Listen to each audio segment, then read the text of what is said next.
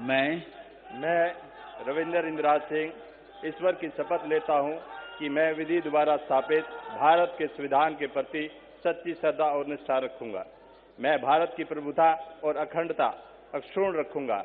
मैं मंत्री के रूप में अपने कर्तव्यों का श्रद्धापूर्वक और शुद्ध अंतःकरण से निर्वहन करूंगा तथा मैं भय या पक्षपात, अनुराग या द्वेष के बिना सभी प्रकार के लोगों के प्रति संविधान और विधि के अनुसार न्याय करूंगा।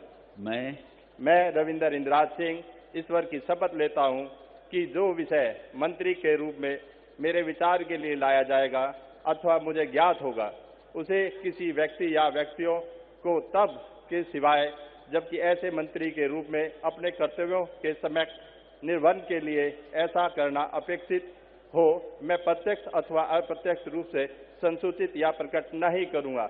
जय श्री राम।